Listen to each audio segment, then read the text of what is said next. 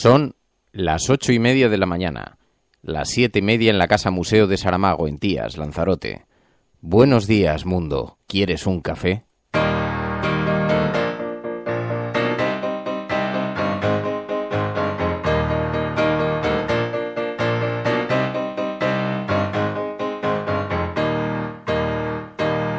We were sailing on waves of silver, there were echoes in the wind. When we raised our sails to capture them, the ship was lifted up and in, and we sang, oh, oh, oh,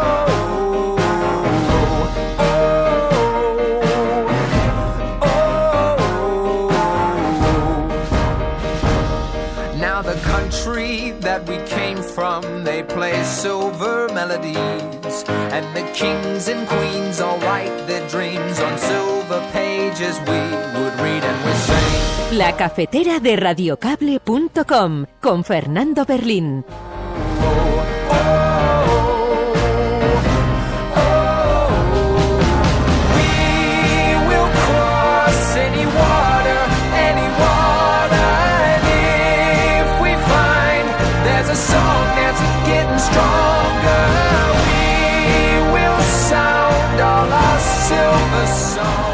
Con Fernando Berlín y con mucha más gente que se incorpora a esta hora a través de las redes sociales, a través de Internet, YouTube, Spreaker y Twitter.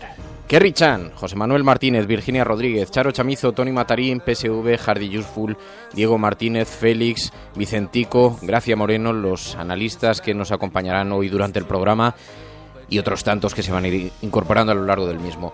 Señoras y señores, están escuchando La Cafetera. Muy buenos días.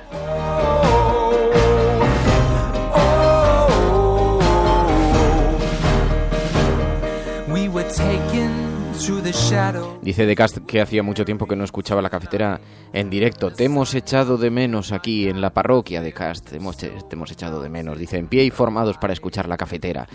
Y como dice la sintonía de este programa, juntos atravesaremos desiertos. Juntos atravesaremos cualquier océano, escalaremos montañas. Porque si estás escuchando esto, sabes que no estás solo.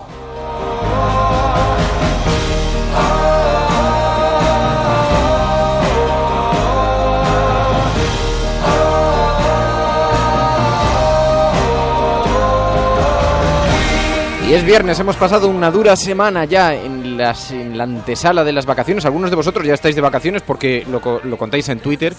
Los que no lo estéis aún, cada vez se va acercando más esa fecha del ansiado descanso. Pero mientras tanto, nos juntamos cada mañana, ponemos en marcha la máquina de café, abrimos las portadas de los periódicos, observamos de un vistazo la actualidad y nos vamos a trabajar con los titulares bien sabidos. Y hoy hay mucho, pero que mucho que cortar. Y incluso alguna sorpresa en las portadas de los diarios. Ahora las vamos a ir comentando todas. Ponemos la máquina y comenzamos.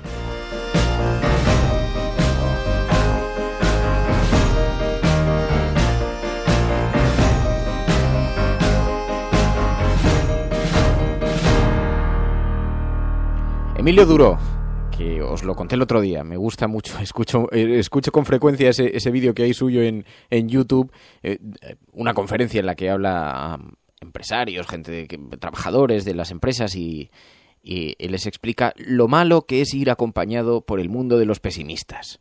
Veréis que hay gente, ya sabéis, quien hables de lo que hables, él no está de acuerdo. ¿Lo conocéis? Ya sabéis quién ha venido aquí, la comida floja, no sé, le das café, el café no me gusta. Le invitas la convocatoria, el logo no me gusta. O sea, hay gente que no le gusta nada en la vida. ¿Me entendéis? Entonces, lo que os voy a pedir es que esta gente ni la toquéis. La mala suerte se pega. Dice la NASA, cuando tienen que enviar un tío a la Luna, no miran inteligencia, miran, tienen que ser ingenieros aeronáuticos brillantes. Pero lo que deciden a un astronauta a otro es el coeficiente de optimismo. Porque, ¿tú te imaginas ir de aquí a la Luna con un pesimista? ¿Tú te imaginas ir a la Soyuz con un pesimista? Nos vamos a caer, se oye un ruido, te suicidas, lo matas.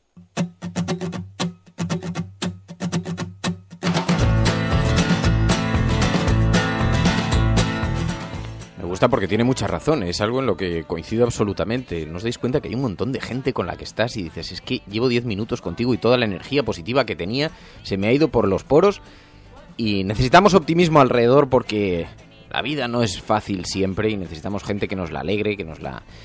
Y así vamos a ir marchando. Bueno, hoy precisamente cuando abrí el periódico El País, digo, es 18 de julio, vamos a hablar de Rafael Hernando porque precisamente esta mañana la Asociación para la Recuperación de la Memoria Histórica va a presentar una querella en el Tribunal Constitucional por aquellas palabras, sabéis que pronunció en un programa de televisión cuando dijo que las víctimas del franquismo solo se acordaban de sus familiares cuando había subvenciones de por medio.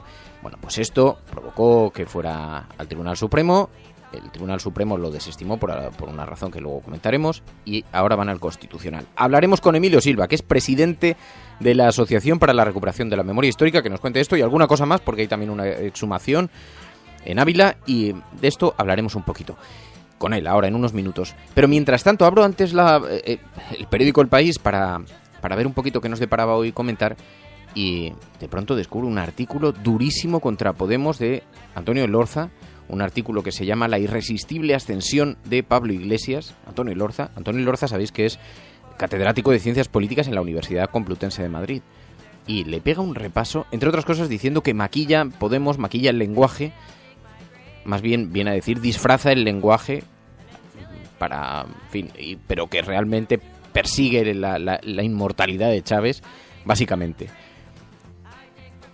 Es una cosa brutal. En todo caso, señor Elorza, no es Chávez, es Chávez, pero tiene otras cosas por las que discrepar. Yo creo que Antonio Elorza, mi impresión personal es que se está acercando poco a poco a UPyD, y lo digo porque tiene otro artículo también en una serie que está escribiendo contra Podemos en el periódico El País, tiene otro artículo también en el que hablaba de Rosa Díez como Rosa, el día que a Rosa le amargaron dice Antonio Elorza, le amargaron el meeting, conferencia que estaba previsto que diera en la Complutense, en fin. Bueno, el caso es que el ataque es durísimo y se suma a otros ataques que se están recibiendo estos días, como sabéis, desde el Partido Popular, también desde el Partido Socialista, y debe ser que cuando la cosa bulle, todos los planetas se alinean para resistirse. Leedlo, porque es bien interesante. Bueno, como os digo, hoy es día 18 de julio de 2014 y si estás escuchando esto no estás solo.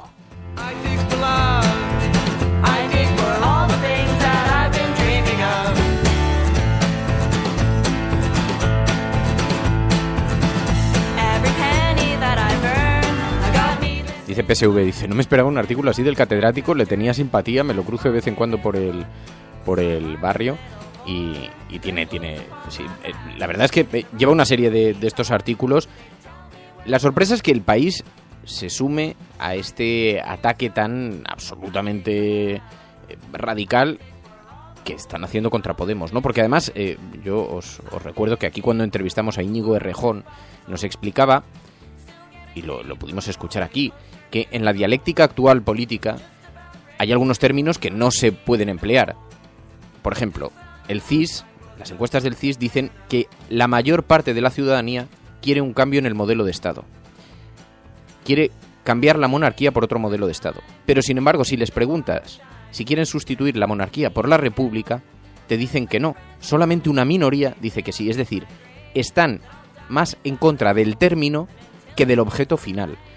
Por lo tanto, la terminología es lo que está cambiando, porque hay terminología que ha quedado intoxicada por el propio uso que se ha estado haciendo de ella y por la propia utilización la demonización que se ha estado utilizando, ¿no? Esta es la tesis central que utiliza Antonio Elorza para atacar a Podemos. Utiliza otros argumentos también, pero utiliza el del lenguaje. ¿Por qué no se pronuncia abiertamente sobre algunos asuntos, no? Y yo, que lo sabéis, yo me he declarado abiertamente votante de Equo. No, en esto no me va nada. A mí, si a Podemos le va bien, estupendo. Si le va mal, pues oye, tendrán que recorrer otros caminos. Pero me parece, desde el exterior, me parece que un ataque de una falta de rigor democrático absoluto lo que se está viviendo en este país contra una organización política que de forma absolutamente democrática está tratando de, como hacen el resto de las organizaciones políticas, está tratando de obtener poder, ¿no? Pero, en fin, dicho lo cual, vamos a ver otros temas porque os digo que tenemos la actualidad bastante cargada.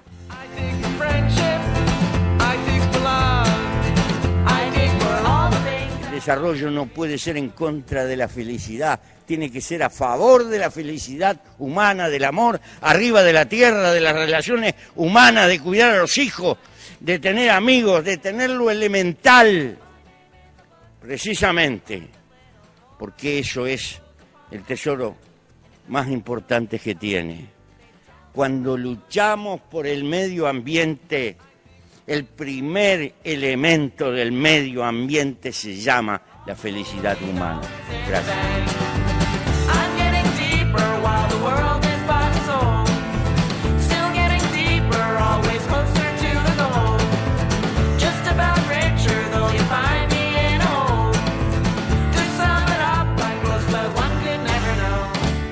Emilio Silva, muy buenos días. Hola, buenos días. Bueno, Emilio Silva es presidente de la Asociación para la Recuperación de la Memoria Histórica. Lo avanzaba al principio en el programa. Hoy la asociación tiene previsto presentar una querella en el Tribunal Constitucional contra Rafael Hernando, que, como recordarán los oyentes, dijo en un programa de televisión que había víctimas del franquismo que solo se acordaban de sus familiares cuando había subvenciones. Vamos a escuchar un momento ese fragmento y ahora lo comentamos, Emilio.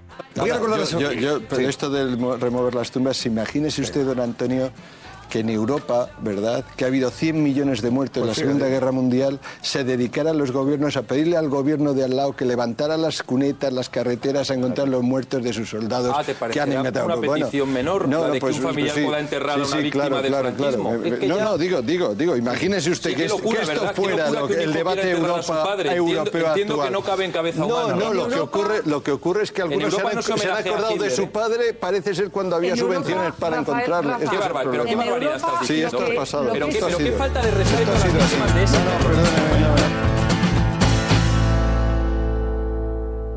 Emilio, aquello os llevó a llevar este asunto al Tribunal Supremo, pero en el Tribunal Supremo quedó desestimado. ¿Por qué?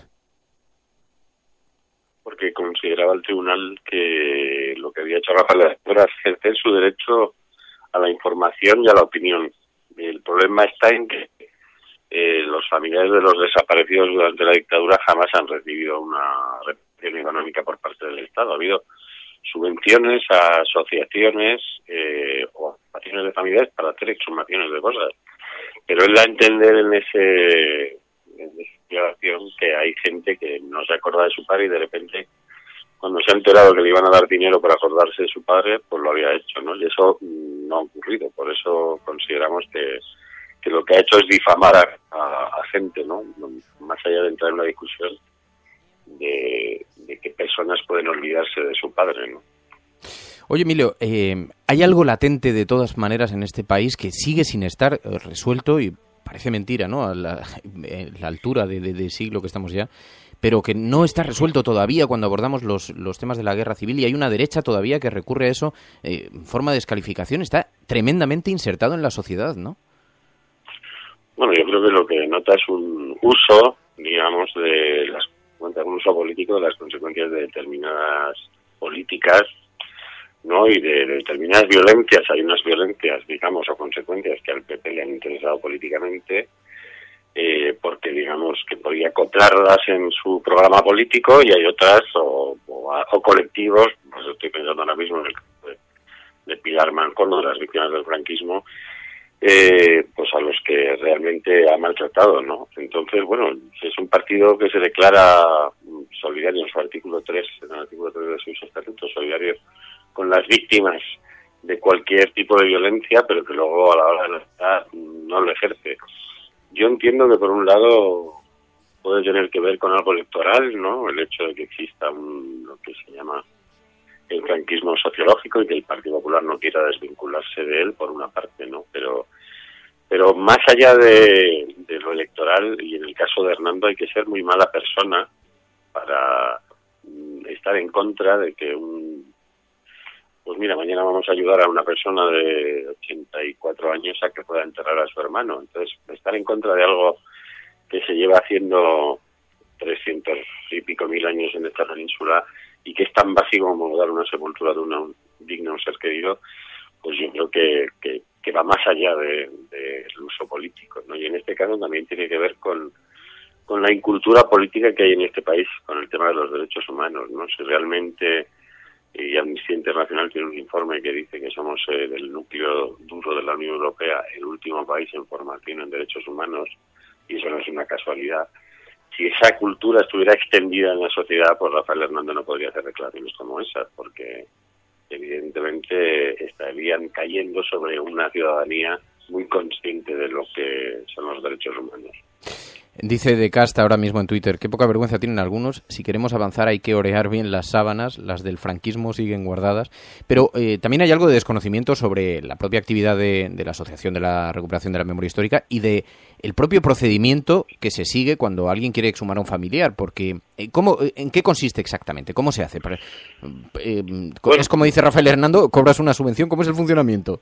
Pues no, vamos, nosotros ha habido unas ayudas del Estado durante 4 años, del año 2007 al 2011, pero, por ejemplo, el año que más fosas se han exhumado en España, que fue el año 2003, no existía ningún tipo de ayuda pública. Nosotros nos hemos buscado la vida, a veces pues hemos dormido o hemos hecho dormir a los arqueólogos y a los forenses en un piso o en una casa de un pueblo que alguien nos presta, que está en desuso, tirados en colchonetas, les hemos cocinado para darles de comer. Ha aparecido gente, pues me acuerdo, un artista catalán que vivió hace muchos años en Estados Unidos, Francesc Torres, que con una beca Fulbright venía aquí a hacer un trabajo fotográfico en una exhumación, y él se hizo cargo con esa beca de la manutención del grupo de arqueólogos durante 15 días.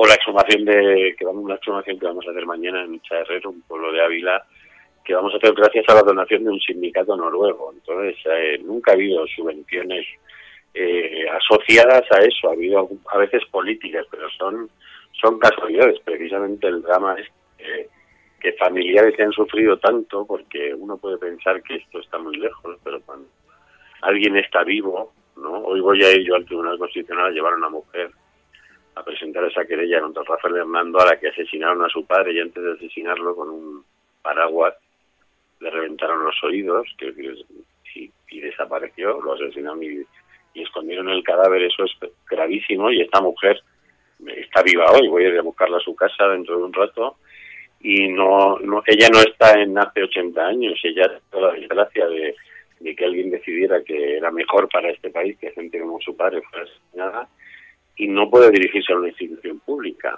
Entonces, a nosotros nos llegan cartas, correos electrónicos a través de la página web, y nosotros pues investigamos. Tenemos, por suerte, no tenemos un local físico como asociación, pero tenemos muchísimo capital humano, ¿no? Gente que ha venido de medio mundo a ayudarnos, y bueno, pues empezamos a investigar, a buscar datos, y cuando las familias se reúnen nos hacen una petición formal, cuando reunimos la documentación o la información necesaria y podemos, pues vamos a hacer la exhumación, que han sido ya casi 200 en 14 años.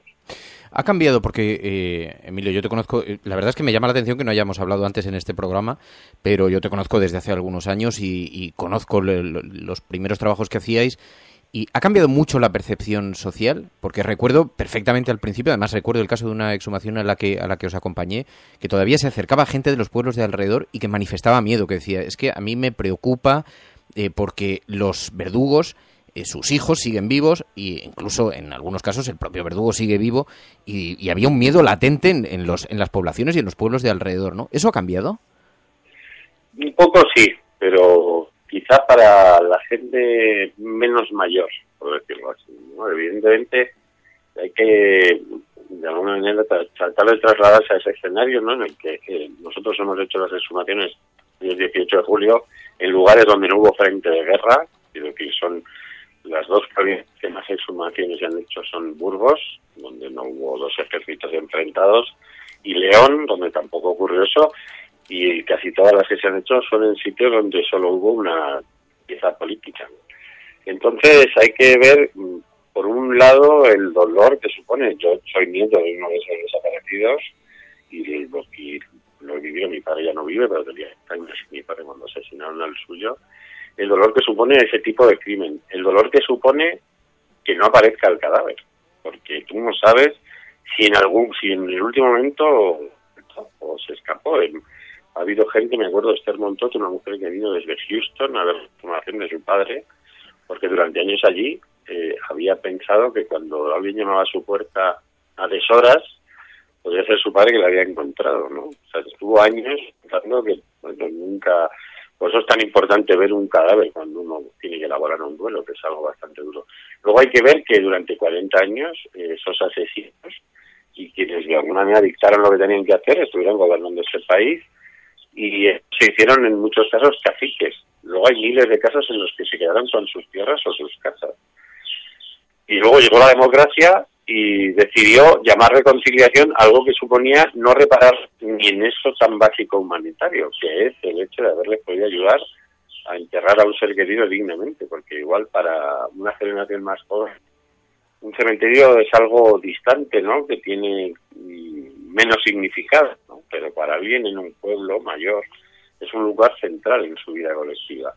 Y no poder tener ahí a su padre o a un hermano, eso es una tragedia. De hecho, nosotros cuando identificamos los cuerpos los entregamos en un acto de homenaje donde los arqueólogos hacen su trabajo, los forenses el suyo, hablan los familiares y la mayoría de la gente mayor cuando se acaba el acto pues se acerca a los voluntarios que han hecho la exhumación, les agarran así fuerte del brazo y les dicen ya me puedo morir tranquilo, ¿no? Pues, eso parece ser que es algo gravísimo para algún político de este país el hecho de que alguien pueda cumplir algo tan bajo.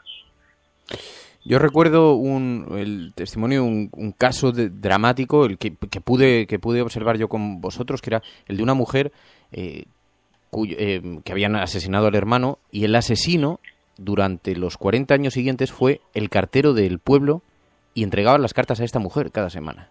Y ella había visto cómo se llevaba por la noche de la cama al este, ¿no? Así que los casos... Luego me llama mucho la atención el contraste que existe... Alguien lo decía hace unos segundos en Twitter. El contraste que existe en el cuidado que damos a las víctimas de ETA, de forma absolutamente justificada. Lo decía Isa García, decía, para el Partido Popular siempre ha habido víctimas de primera y de segunda. Si no te asesina ETA, dice, no tienes derecho a nada. Pero es verdad, ¿no? Esta mujer durante 40 años tuvo que convivir con el asesino de su hermano, al que había visto siendo muy niña, y sin embargo a todo el mundo nos escandalizaría que un asesino terrorista de ETA estuviera conviviendo en la misma calle, como ha sido con mucha frecuencia esta polémica, ¿no? Como se ha dado con mucha frecuencia. Sí, se ha dado mucha frecuencia. Yo me acuerdo incluso hace unos años que yo paré el coche porque había una tertulia en Radio Nacional donde estaban hablando de esa situación, un asesino que había cumplido su condena y volvió a vivir a 800 metros de una víctima, y yo pensaba, bueno, pues si alguien es sincero y es honesto, le tiene que molestar eso para una víctima del terrorismo, para una víctima del franquismo, porque esa ha sido la historia de casi todos los pueblos de este país. Quiero decir, cuando acaba la guerra, lo que hace el régimen, por eso lo del cartero, que era el caso, creo, de Isabel González, una mujer de Palacios del Cine en León, cuando acaba la guerra, bueno, pues a todos estos pistoleros que se han dedicado a mandar a las como mínimo 113.000 personas que hay hoy en fosas comunes, que somos, según Amnistía Internacional, el segundo país del mundo, después de Gambia, en esa triste realidad, pues toda esa gente fue premiada. Algunos, por el hecho de ser alfabetos, directamente los habían maestros. Hay que ver cómo ha estado maltratado este país. A otros les daban el puesto de cartero o puestos en la administración para toda la vida. Fue parte de sus premios, y muchos de los problemas de la cultura política y de la cultura institucional que tenemos hoy vienen de no haber combatido esa situación, ¿no? Pero sí hay esa doble moral. Es decir, un Estado no puede mirar el discurso político de quien ejerce la violencia a la hora de reparar a una víctima. Un Estado tiene que mirar el daño que se le ha hecho a esa persona y repararlo con las herramientas que tiene el Estado, ¿no? Y luego habrá otro tipo de acciones políticas o judiciales.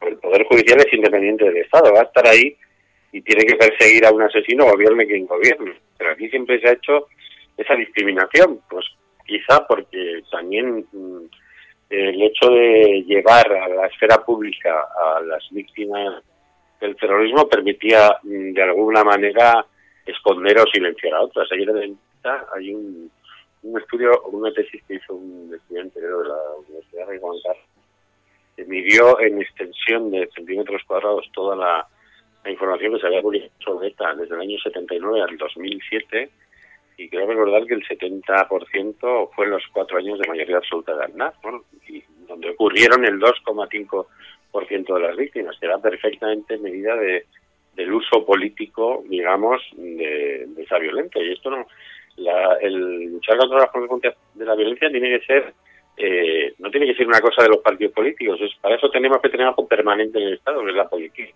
la justicia, y luego una asistencia social para atender a esas personas en lo que sea necesario. Pero aquí, evidentemente, hay gente no reparada, la verdad, la justicia de la reparación, y otra gente que no solo no la ha tenido reparada, sino que es insultada, representantes públicos a los que todos le pagamos el sueldo.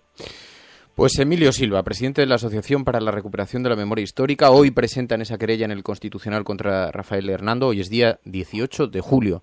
Emilio Silva, muchísimas gracias por atender esta llamada. Un abrazo. Adiós. Gracias, hasta luego.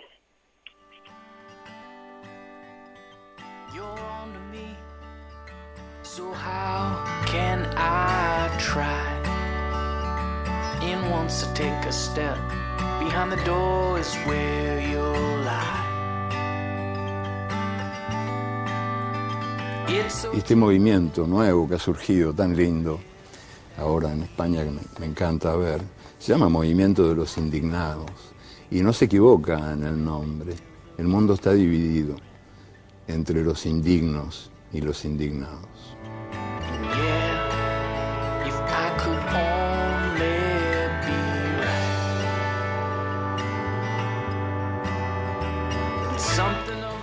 Tiene tantas asignaturas pendientes este país que a veces desborda un poco verlas sobre la mesa. Pero ahora lo que tenemos son las portadas de los periódicos y os decía, hoy la actualidad está básicamente centrada en este avión con 295 pasajeros que, sabéis, se ha estrellado en Ucrania y que las últimas informaciones apuntan a que fue derribado por un misil. Y así es como titula el periódico El País. Dice, un misil derriba un avión con 295 pasajeros en el este de Ucrania. Prorrusos y ucranios se culpan mutuamente del ataque. No se han hallado supervivientes del vuelo de Malasia Airlines.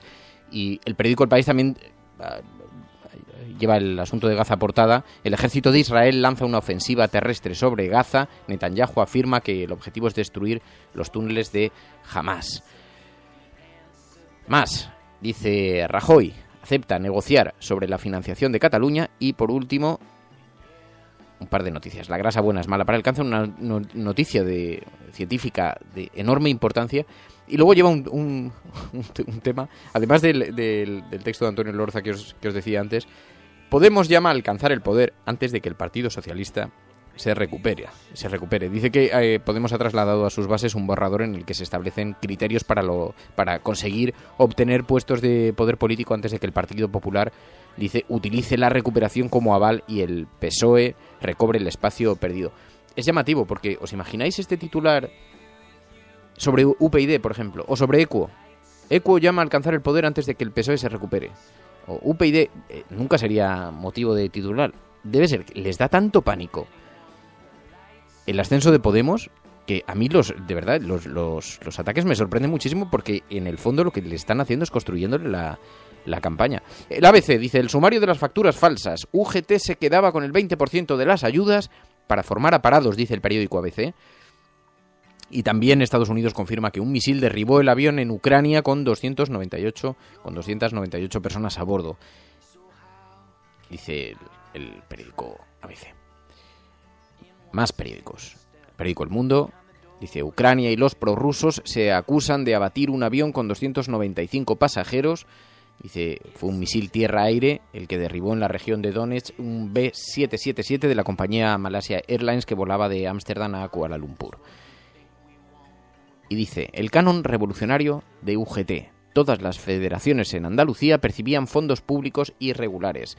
Dice el periódico El Mundo, los proveedores debían entregar a UGT Andalucía un porcentaje que oscilaba entre el 3 y el 20% de todo lo realmente servido. Lleva el ABC en su portada. Con una fotografía además, todo trapo, con el símbolo de la UGT y la foto de Manuel Pastrana, que sabéis que es el exsecretario general de UGT Andalucía que renunció al cargo hace un año. Bueno, pues lo llevan a portada hoy.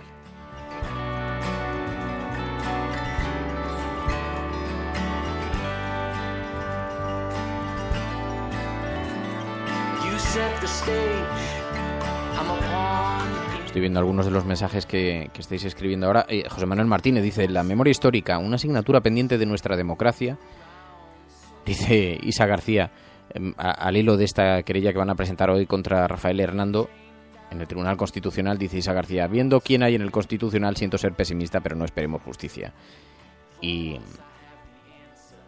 Virginia Rodríguez dice, cuando entregamos los cuerpos hacemos un homenaje. La gente mayor siempre termina diciendo, ya me puedo morir tranquilo. Reproduce ese titular, esa frase que nos contaba Emilio Silva. En fin, son las 9 de la mañana, 30 minutos ya cumplidos, y así llegamos al final de este programa.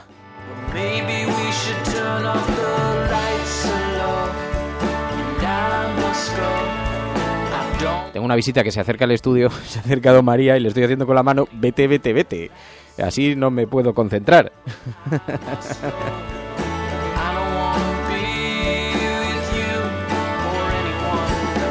Sí, amigos, así es la cafetera de Radio Cable. Es un sitio cercano, próximo, humano. Bueno, hoy es viernes. Volvemos el lunes, nos escuchamos. Luego ya nos queda muy poquito para terminar por lo menos la temporada, porque tendremos que descansar. Descansaréis vosotros y yo necesito también un pequeño descanso. Pero bueno, todavía vamos a tener la oportunidad de escucharnos. Insisto, 9 de la mañana, la cafetera.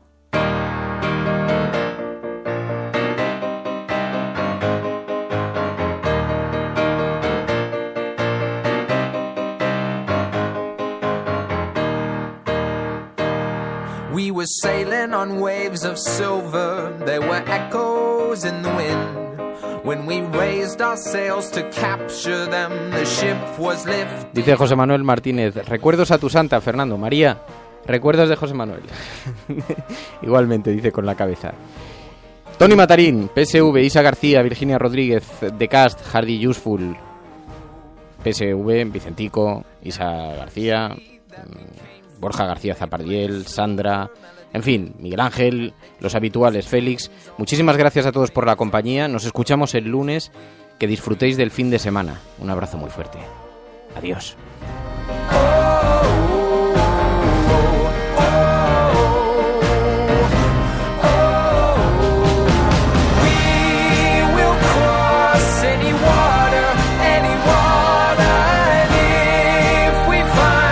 Si lo que se ha dicho es realmente interesante, entonces que se valore,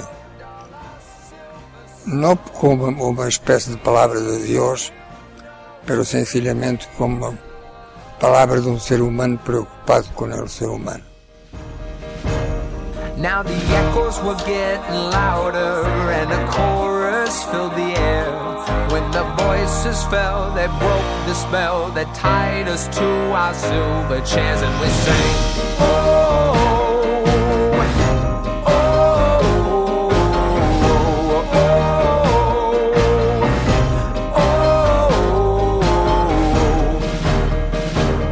oh. We were taken through the shadows, we were carried through the night.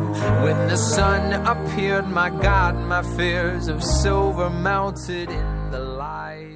Estás escuchando Radiocable, escuchando.com.